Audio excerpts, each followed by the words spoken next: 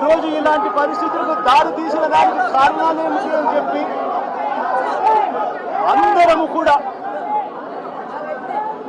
ఆలోచన చేయాల్సిన అవసరం ఉంది. ఎందుకు ఈ ఘటన జరిగింది, ఈ ఘటనకు గల కారణాలు ఏమిటి అని చెప్పి నిజంగా ఆశ్చర్యం కలిగించే విషయాలు బయటకు వస్తాయి. వైకుంఠ ఏకాదశి అని చెప్పి ప్రతి సంవత్సరం మనం జరుపుకుంటాం. ప్రతి సంవత్సరము వైకుంఠ ఏకాదశి నాడున ఆ రోజుల్లో కొన్ని లక్షల మంది వెంకటేశ్వర స్వామి దర్శనానికి వస్తారని, ఆ రోజు వైకుంఠ ద్వారం తెలుస్తారు అని అందరికీ కూడా తెలుసు. వైకుంఠ ద్వారం తెరవడం అన్నది మహాపుణ్యాన్ని ఇస్తుందని, ఆ పుణ్యం కోసం లక్షల మంది జనాలు ఆ రోజున వస్తారు తిరుపతికి అని అందరికీ తెలిసిన విషయం. నేను ఒకటి అడుగుతా ఉన్నా, 10వ తారీఖున వైకుంఠ ఏకాదశి అని అందరికీ తెలుసు. లక్షల మంది జనాభా ఇక్కడికి వస్తారు అన్న సంగతి అందరికీ తెలుసు. మరి లక్షల మంది జనాభా వస్తారు అని అందరికీ తెలిసి ఉన్నా కూడా ఎందుకు తిరుమల తిరుపతి దేవస్థానంలో టికెట్లు ఇచ్చే కౌంటర్ల దగ్గర ఎందుకు మీరు సెక్యూరిటీ అరేంజ్మెంట్స్, ప్రోటోకాల్స్ పాటించలేదు అని అడుగుతా ఉన్నా. కారణం ఏమిటి అంటే ఇక్కడ ఉన్న టీటీడీ అధికారుల దగ్గర నుంచి, టీటీడీ చైర్మన్ దగ్గర నుంచి, ఎస్పీ దగ్గర నుంచి కలెక్టర్ దగ్గర వరకు అందరూ కూడా దీంట్లో భాగస్వాములే. చంద్రబాబు నాయుడు గారికి తెలుసు 10వ తారీఖున వైకుంఠ ఏకాదశి అని చెప్పి ఆయన ప్రోగ్రాం కుప్పంలో పెట్టుకుంటాడు. 6వ తారీఖు, 7వ తారీఖు, 8వ తారీఖు పొద్దున 8వ తారీఖు దాకా తాను ఇక్కడే ఉంటాడు. తాను కుప్పంలో ఉన్నాడు అని చెప్పి మొత్తం పోలీస్ డిపార్ట్మెంటు, ఈ జిల్లానే కాకుండా తిరుపతి జిల్లాకు సంబంధించిన పోలీసులు అందరూ కూడా చంద్రబాబు నాయుడు గారిని ప్రసన్నం చేసుకునే దానికోసం కుప్పంకు పోతారు. 6వ తారీఖు, 7వ తారీఖు, 8వ తారీఖు మధ్యాహ్నం దాకా చంద్రబాబు నాయుడు గారు ఇక్కడే ఉంటారు. చంద్రబాబు నాయుడు గారు మధ్యాహ్నం 8వ తారీఖు మధ్యాహ్నం తారీఖు నుంచి బయలుదేరిపోతాడు.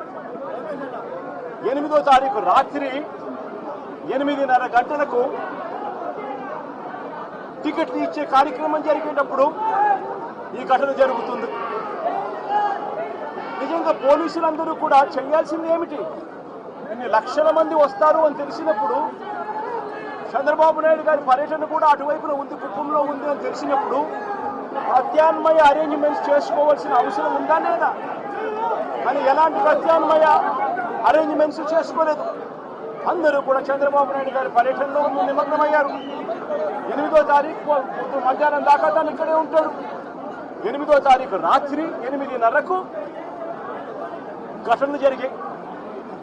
ఎందుకు ఈ ఘటనలు జరిగాయి అంటే ప్రోటోకాల్ ఎక్కడా కూడా లేదు. అందరినీ కూడా నేను ఇక్కడికి వెళ్ళి అడిగితే పద్మావతి పార్క్లో ఒక సెంటర్, పద్మావతి పార్క్ ఎదురుగా ఒక సెంటర్, ఏం సెంటర్ కాదు బైరాగిపట్నం కౌంటర్, బైరాగిపట్టడి కౌంటర్కి ఎదురుగా పార్కులో పొద్దున 9 గంటల నుంచి మనుషులను అక్కడే క్యాంప్ చేయించారు. మనుషులందరినీ కూడా అక్కడే పార్క్ చేయించారు. 8:30కు రాత్రి పార్క్ గేట్లు తెరిచారు. కౌంటర్ లైన్లో నిలబడండి అని చెప్పి గేట్లు తెరిచారు. వెంటనే అందరూ పరిగెత్తుకుంటూ పోవడం, తోపిసలాట జరిగింది. చీకటిలో ఆ పార్కులో పెట్టిన వాళ్ళకి ఏదైనా ఇచ్చారా? కొన్ని మిగిలిన కౌంటర్లలో పెట్టిన వాళ్ళకి ఏమైనా ఇచ్చారా? వాళ్ళను ఎందుకు మొట్టమొదటి గంట నుంచి వాళ్ళు అక్కడికి చేరుకునేప్పటి నుంచి వాళ్ళ లైన్లలో ఎందుకు పెట్టలేదు? ఎందుకు అక్కడ సఫిషియెంట్ పోలీస్ ఫోర్స్ ఇవ్వలేదు? అక్కడ ఉన్న వాళ్ళ లైన్లో మొదటి నుంచి పెట్టడం మొదలుపెట్టిందంటే అన్ని సెంటర్లలో కూడా పెట్టి ఉండింటే ఈ ఘటన జరిగి ఉండేది కాదు ఎక్కడా కూడా. అలా చేయాల అందరినీ కూడా వీళ్ళందరూ ఆయా సెంటర్లలో లైన్లలో పెట్టేదానికి ఎవరు కూడా పోలీసులు లేకపోవడము, పోలీసులు రోప్ పార్టీస్ లేకపోవడము, పోలీసులు లేకపోవడము, ఎవరు కూడా లైన్లలో నిలబెట్టలేదు. అందరినీ కూడా ఒక గ్రూప్గా ఫామ్ చేసి ఒక చోట కౌంటర్ ఎదురుందనో కౌంటర్ పక్కన అందరినీ పెట్టి ఆ తర్వాత అందరినీ కూడా టయానికి ఇచ్చిపెట్టే కార్యక్రమం చేస్తారు. దీనివల్ల ఈ ఘటనలు జరిగాయి. ఇదే పోలీసులు, ఇదే చంద్రబాబు నాయుడు గారు ఎంత దిక్కుమాలిన అబద్ధాలు ఆడుతూ ఉన్నారు అని అంటే, ఇదేదో ఒకే ఒక చోట జరిగింది, అది కూడా తప్పే. విష్ణు నివాసం వీళ్ళు ఫైల్ చేసిన కాపీలో విష్ణు నివాసం దగ్గర ఒకరు చనిపోయిన ఎఫ్ఐఆర్ రిజిస్టర్ అయింది. బైరాగి పట్టడిలో 5 మంది చనిపోయినట్టు మరో ఎఫ్ఐఆర్ రిజిస్టర్ అయింది. ఇక్కడ పోయి చూస్తే వచ్చిన వాళ్ళు రకరకాల అన్ని ప్రాంతాల నుంచి, రకరకాల కౌంటర్లు ఎక్కడెక్కడ ఉన్న అన్ని కౌంటర్ల నుంచి వచ్చిన మనుషులు, తొక్కిసలాటలో ఉన్న మనుషులు ఇక్కడ కనిపిస్తారు. కారణం ఏమిటి? టీటీడీ అనే ఒక వ్యవస్థ ఇంత ఇంపార్టెంట్ రోజున, వైకుంఠ ఏకాదశి రోజున ఇన్ని లక్షల మంది వస్తారు అన్న సంగతి తెలిసి ఇంత దారుణమైన అరేంజ్మెంట్లు చేయడం జరిగింది. దీంట్లో బాధ్యులు ఒక టీటీడీ ఒకడే కాదు, TTD, entire SP, police department, collector, entire revenue department, వీళ్ళందరూ కూడా దీంట్లో భాగస్వామే, ఇంక్లూడింగ్ చంద్రబాబు నాయుడు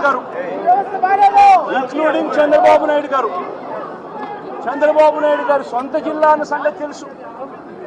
చంద్రబాబు నాయుడు గారి ప్రతి సంవత్సరం ఈ వైకుంఠ ఏకాదశి నాడున ఎన్ని లక్షల మంది జనాభా వస్తారన్న సంగతి తనకు తెలిసి ఉన్నా కూడా తన ప్రోగ్రాం 6వ తారీఖు, 7వ తారీఖు, 8వ తారీఖు తన ప్రోగ్రాం పెట్టుకొని ప్రత్యామ్నాయ అరేంజ్మెంట్ తాను చేయకుండా పోలీసులు మొత్తం తన అరేంజ్మెంట్ల కోసం తను పిలిపించుకొని ఇక్కడ గాలికి వదిలేసిన పరిస్థితుల మధ్య ఈ ఘటన చోటు చేసుకోవడం జరిగింది. ఈ ఘటనలో ఇప్పటికే 6 మంది చనిపోవడం జరిగింది.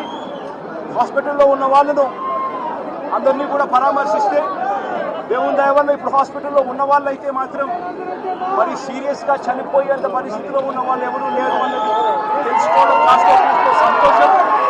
కానీ తీరా చూస్తే దాదాపుగా రుయా హాస్పిటల్, ఈ హాస్పిటల్ అన్ని చోట్ల కలుపుకుంటే దాదాపుగా కనీసం అంటే ఉజ్జాయింపుగా నెంబర్లు చెప్తా ఉన్నారు. ఇక్కడైతే 35 మంది చెప్తా ఉన్నారు. రుయా హాస్పిటల్లో ఎంతమంది ఉన్నారు అన్న సంగతి నాకు ఇంకా పూర్తిగా నెంబర్లు చెప్పలేదు. అక్కడి నుంచి ఇక్కడికి పంపించినారు అని చెప్పి నెంబర్లు చెప్తా ఉన్నారు. ఇక్కడ 2 చనిపోయినారు, రుయా హాస్పిటల్లో 4 చనిపోయినారు అన్న ఇన్ఫర్మేషన్ ఉంది. దాదాపుగా ఉజ్జాయింపుగా 50-60 మంది తొక్కిసలాటలో గాయాలై ఉన్న పరిస్థితుల మధ్య పేషెంట్ కనిపిస్తూ ఉన్నారు. 6 మంది చనిపోయిన పరిస్థితుల మధ్య మొట్టమొదటిసారిగా తిరుపతిలో ఇలాంటి ఘటన చోటు చేసుకుంది. ఇంతటి దారుణమైన పరిస్థితుల్లో వీళ్ళు వ్యవస్థను నడిపే కార్యక్రమం చేస్తూ ఉన్నారు. ఇక్కడ ఉన్న డిపార్ట్మెంటు, ఇక్కడ ఉన్న పోలీసులకు, ఇక్కడ ఉన్న టీటీడీ సంబంధించిన పెద్దలు, వీళ్ళెవరికి కూడా టీటీడీ అన్నది ఎందుకుంది, టీటీడీ అన్న దాని విశిష్టత ఏమిటి, ఇక్కడ ఉన్న పోలీస్ డిపార్ట్మెంట్ కానీ, ఇక్కడ ఉన్న కలెక్టర్లు కానీ, ఎస్పీలు కానీ వీళ్ళు టీటీడీకి సంబంధించిన ఇటువంటి ఇంపార్టెంట్ రోజుల్లో ఎటువంటి జాగ్రత్తలు తీసుకోవాలి అని చెప్పి వీళ్ళందరికీ కూడా దశాబ్దాలుగా ప్రోటోకాల్ ఉన్నా కూడా వీళ్ళెవరూ కూడా పట్టించుకునే పరిస్థితులు లేరు. టీటీడీ చైర్మన్ దగ్గర నుంచి పోలీసు వ్యవస్థ దాకా కూడా ఎవరు కూడా తిరుమలలో ఇన్ని లక్షల మంది వస్తా ఉన్న నేపథ్యంలో వాళ్ళకి ఏ రకమైన సెక్యూరిటీ కల్పించాలి, వారికి ఏ రకమైన వసతులు కల్పించాలి అన్న ఆలోచన ఎవ్వరికీ లేదు. కనీసం ఆ కౌంటర్లలో నిలబడి ఉన్న ప్రజలకు ఆ పార్కుల్లో ఇక్కడ ఉన్న వాళ్ళ పేషెంట్లను అడిగితే అన్న 9 గంటలకు వచ్చినామన్న ఆ పార్కులో అన్నే ఉన్నాము, పార్కులో పెట్టారు, కనీసం నీళ్లు కూడా ఇవ్వలేదన్నా అని చెప్తున్నారు. అంటే క్యూలలో నిలబెట్టడం కానీ, సఫిషియెంట్ పోలీస్ ఫోర్స్ పెట్టడం కానీ, రోప్ పార్టీస్ ఆర్గనైజ్ చేయడం కానీ, క్యూలలో ఉన్న వాళ్లకు నీళ్లు ఇవ్వడము, మజ్జిగ ఇవ్వడము, కనీసం వాళ్ళ ఫుడ్ ప్యాకెట్ ఇవ్వడము, ఇటువంటి ఏవి కూడా జరగల. కనీసం ఉన్నారు పరిస్థితి కూడా ఎక్కడా లేదు. గాలికి వదిలేశారు నిర్లక్ష్యంగా, గాలికి వదిలేశారు నిర్లక్ష్యంగా. ఇదే 5 సంవత్సరాల కిందట మా ప్రభుత్వంలో 5 సంవత్సరాలు చూస్తే ఇటువంటి కార్యక్రమాలను ఎంత గొప్పగా చేశాము అని చెప్పి ఈ రోజు కూడా ప్రజలు చెప్పుకునేంత గొప్పగా ఈ వ్యవస్థ నడిచింది. అలాంటిది ఈరోజు చూస్తే కనీసం నీళ్ళు ఇచ్చేవాళ్ళు లేరు, క్యూలలో నిలబెట్టేవాళ్ళు లేరు, పోలీసులు కనీసం రోప్పాటీలు అక్కడ ఉండి జాగ్రత్తగా క్యూలలో పర్యవేక్షించే వాళ్ళు లేరు, కనీసం క్యూలలో ఉన్న వాళ్ళకు తిండి నీళ్లు ఇచ్చే పరిస్థితి కూడా లేని పరిస్థితిలో ఈ వ్యవస్థ నడుస్తూ ఉంది. ఇంత దారుణంగా నిజంగా వ్యవస్థ ఉంది. ఇదే పెద్ద మనిషి చంద్రబాబు నాయుడు గారిని నేను గట్టిగా డిమాండ్ చేస్తా ఉన్నా. ఇది ప్రభుత్వం చేసిన తప్పు, ప్రభుత్వం తప్పిదం వల్ల ఈ ఇన్సిడెంట్ జరిగింది. ప్రభుత్వం పూర్తిగా బాధ్యత తీసుకోవాలి. చనిపోయిన వాళ్ళకు కనీసం ప్రతి ఒక్కరికి కూడా గవర్నమెంటే బాధ్యత తీసుకొని ప్రతి ఒక్కరికి కూడా కనీసం అంటే ప్రతి ఒక్కరికి 50 లక్షల రూపాయలు కనీసం ఎక్స్గ్రేషియా ఇవ్వాల్సిన అవసరం ఉంది. అదేవిధంగా ఇక్కడ పేషెంట్లుగా ఉన్న వాళ్ళందరికీ కూడా ప్రభుత్వం తప్పిదం వల్ల వీళ్ళంతా కూడా పేషెంట్లు అయ్యారు కాబట్టి వాళ్ళందరికీ కూడా ప్రభుత్వం తప్పిదంగా ఒప్పుకుంటూ వాళ్ళందరికీ కూడా ఉచితంగా వైద్యం ఇప్పించడమే కాకుండా ఇంటికి పంపించేటప్పుడు వాళ్ళందరికీ కనీసం 5 లక్షల రూపాయలు డబ్బులు ఇచ్చి ప్రతి ఒక్కరిని కూడా పంపించాల్సిన బాధ్యత కూడా ప్రభుత్వం మీద ప్రభుత్వాన్ని డిమాండ్ చేస్తూ ఉన్నాం. అదేవిధంగా బాధ్యత తీసుకోవాల్సిన ప్రభుత్వం బాధ్యత తీసుకోవాలని కూడా గట్టిగా డిమాండ్ చేస్తూ ఉన్నాం. దీంట్లో బాధ్యులు చంద్రబాబు నాయుడు గారు, టీటీడీ చైర్మన్ గారు, TTD EO, TTD additional EO. ఎందుకంటే వీళ్ళే ఎంతమందిని ప్రవేశింపజేయాలి అని చెప్పి వీళ్ళు ఆదేశాలు ఇస్తారు కాబట్టి వీళ్ళు కూడా బాధ్యులు. అదేవిధంగా ఎస్పీ, కలెక్టరు వీళ్ళు కూడా ఈక్వలీ రెస్పాన్సిబుల్ పీపుల్. మొత్తం పోలీస్ డిపార్ట్మెంట్ను లేకుండా చేసి పోలీస్ డిపార్ట్మెంట్ను పలసగా అక్కడ పెట్టి ఈ చావులకు కారణమైన వీళ్ళందరి మీద కూడా యాక్షన్ తీసుకోవాల్సిన అవసరం ఉంది. Endowment minister, home minister, chief minister, TTD chairman, EO, additional EO, SP, collector అందరూ కూడా దీంట్లో బాధ్యత తీసుకోవాల్సిన అవసరం ఎంతైనా ఉంది. వీళ్ళు పెట్టిన ఎఫ్ఐఆర్లలో వీళ్ళు పెట్టిన ఎంత అన్యాయంగా వీళ్ళు కేసులు పెడతా ఉన్నారనంటే వీళ్ళు పెట్టిన ఎఫ్ఐఆర్లు చూస్తే ఇదే ఘటనకు సంబంధించి వీళ్ళు బుక్ చేసిన సెక్షన్స్ 194 బిఎన్ఎస్ సెక్షన్ కింద వీళ్ళు పెడతారు. అంటే దమ్మి జరిగి ఇద్దరు కొట్టుకుంటే పెట్టే సెక్షన్లు, అక్కడ దమ్మి జరిగి ఇద్దరు కొట్టుకుంటే జరిగిన ఇన్సిడెంట్ ఇది. ప్రభుత్వం నిర్లక్ష్యం వల్ల జరిగిన ఇన్సిడెంట్. అంటే దానికి 105 బిఎన్ఎస్ పెట్టాల్సింది పోయి కావాలని కేసును నీరు గార్చేందుకు ఒక చిన్న కేసు కింద దీన్ని తీసి పక్కన పడేసేందుకు వీళ్ళు ఇంత దారుణంగా ఎఫ్ఐఆర్ బుక్ చేస్తూ ఉన్నారనంటే వీళ్ళకి కనీసం మానవత్వం లేదు, కనీసం చిత్తశుద్ధి లేదు, వీళ్ళు ఏదైనా బాగా చెయ్యాలి అన్న ఆలోచన అంతకన్నా కూడా లేదు.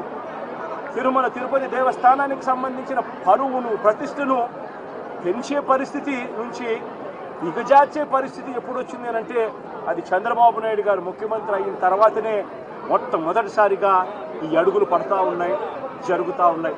అది తప్పుడు వాక్యాలు చేస్తూ టీటీడీ లడ్డు విషయంలో లేని అబద్ధాన్ని ఒక అబద్ధాన్ని సృష్టించి ఆ అబద్ధానికి రెక్కలు కట్టించి తిరుమల వెంకటేశ్వర స్వామి లడ్డూ ప్రసాదాన్ని సైతం అప్రతిష్ట పాలు చేసిన చరిత్ర కలిగిన ఈ చంద్రబాబు ఈరోజు మళ్ళీ తిరుమల తిరుపతి దేవస్థానంలో ఒక బ్లాక్ మార్క్గా నిలిచిపోయే ఇంకొక ఘటనకు కూడా ఇదే పెద్ద మనిషి మళ్ళీ ఈరోజు తాను చేసిన చర్యల వల్ల ఈరోజు మళ్ళీ అదే జరిగింది. ఇంతవరకు ఇన్ని సంవత్సరాలుగా, ఇన్ని దశాబ్దాలుగా తిరుపతికి ఒక ప్రత్యేకత ఉన్నది. ఇక్కడికి వచ్చిన క్రౌడ్ మేనేజ్మెంట్లో క్రౌడ్ను మేనేజ్ చేసే విశిష్టత తిరుమల తిరుపతి దేవస్థానానికి ఉన్నట్టుగా ఎక్కడా ఎవరికి లేదు అన్న ఖ్యాతి, పేరు ఉన్న దాని నుంచి ఏకంగా తిరుమల తిరుపతి దేవస్థానంలోకి అడుగు పెట్టాలి అని అంటే చంద్రబాబు నాయుడు గారు లాంటి పాలకులు ఉన్నప్పుడు ఎటువంటి దారుణమైన పరిస్థితులు ఉంటాయి అని చెప్పి చంద్రబాబు నాయుడు గారు చేసి చూపించాడు ఈరోజు.